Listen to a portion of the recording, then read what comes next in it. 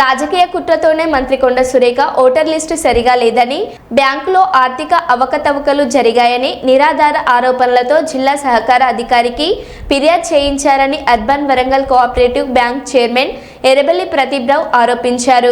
1994వ సంవత్సరంలో స్వతంత్ర సమరయోధుడు స్వర్గీయ భూపతి కృష్ణమూర్తి సారథ్యంలో వరంగల్ నగరంలో ప్రముఖ వ్యాపార వాణిజ్యవేత్తలు, సామాజికవేత్తలు సహకార రంగంలో Warangal urban cooperative bank limited పేరుతో రిజర్వ్ బ్యాంక్ ఆఫ్ ఇండియా అనుమతితో బ్యాంకింగ్ కార్యకలాపాలు ప్రారంభించారు.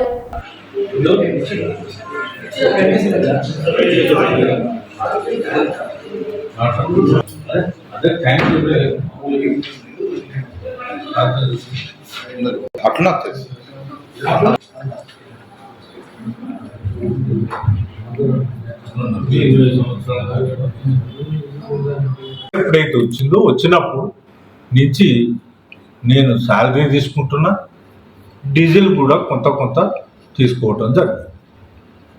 అది ఆర్బీఐ నామ్స్ ప్రకారం ఎక్కడ కూడా మేము అవాయిడ్ చేయాలి. బ్యాంకుకు బండి కొనాలి అన్నప్పుడు బండి కొంటే అడిషనల్ ఖర్చు, డీజిల్ తీసుకుంటే కొంత ఈజీ ఉంటుందనే ఉద్దేశంతో తీసుకున్నాం. అయితే ఈరోజు సుమారుగా 226 కోట్లతోని 100 సింగిల్ పైసా మా మీద పెనాల్టీ అనేది వేయాలి. అట్లాంటిది ఈ సంవత్సరం ఎలక్షన్ టైంలో మేము ఎలక్షన్ పెట్టాలని షెడ్యూల్ ప్రకారం, బ్యాంక్ షెడ్యూల్ ప్రకారం మేము అప్లై చేయడం జరిగింది. చేస్తే ఇక్కడ లోకల్లో నా మీది పర్సనల్ కోపంతో ఈ ఎలక్షన్ ఆపించడానికి మన మంత్రి గారు ఒక వ్యక్తితోని కంప్లైంట్ ఇప్పించి, ఏమని కంప్లైంట్, దీని షేర్స్ కరెక్ట్ లేవు,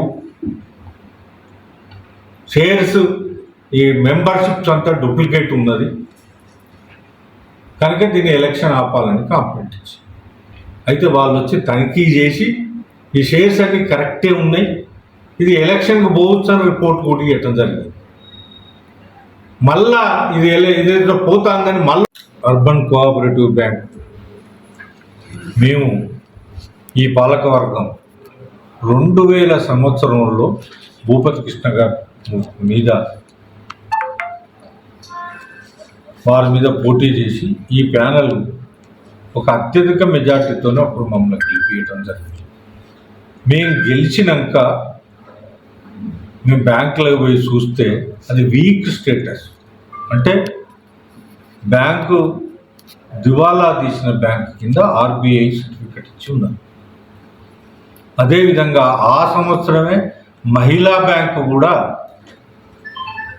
పోవడం జరిగింది. దాన్ని కూడా లిస్టుల నుంచి వీక్ స్టేటస్ నుంచి మా మీద నమ్మకంతో ఎవ్వరు కూడా అధైర్యపడకుండా ఈ బ్యాంకును ప్రోత్సహిస్తూ వచ్చారు. ఆ రోజు నుంచి ఈ రోజు వరకు 25 సంవత్సరాలు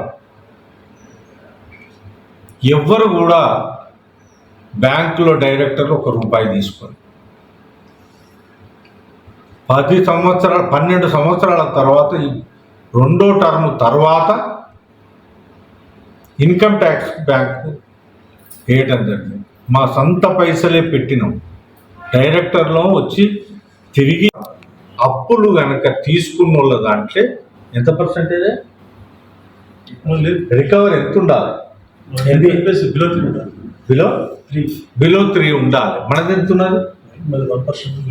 1% ఉంటుంది. అప్పులు తీసుకున్న వాళ్ళు కట్టను, అంటే మాకు గుడ్ బ్యాంక్ ఉంటేనే కదా 4 బ్రాంచ్లకు ఇచ్చింది. ఇట్లాంటి అపోహలన్నీ సృష్టించి రాజకీయంగా ఎదుర్కోవాలంటే ఎదుర్కోవాలి, కానీ ఇది బ్యాంకుది, ప్రజల సొమ్ము, ప్రజల డిపాజిటర్స్. ఇన్ని సంవత్సరాలు దీన్ని మాకు పసిపిల్ల నమూనా దీన్ని సాధనం కనుక ఎవ్వరు కూడా డిపాజిటర్దారులు కానీ ఎవరు కానీ అధైర్యపడవద్దు.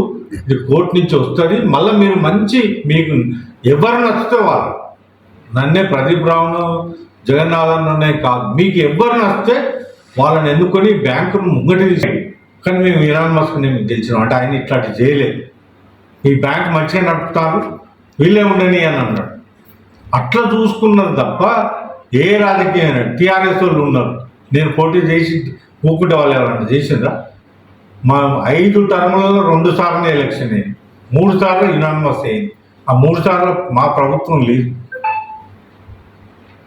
ఒకసారి కాంగ్రెస్ ప్రభుత్వమే ఉన్నది 2 టర్ములు. అయినా ఇలా బ్యాంకుల రాజకీయాలు ఎప్పుడు తీసుకురాలి దయచేసి మీ ద్వారా తెలియజేస్తున్నాను. ఎందుకంటే ఇది పూర్తిగా గవర్నమెంట్ మీద ఆధారపడ్డ బ్యాంకు కాదు, ప్రజలతో ఉన్నట్టు బ్యాంక్. షేర్స్ అయినా డిపాజిట్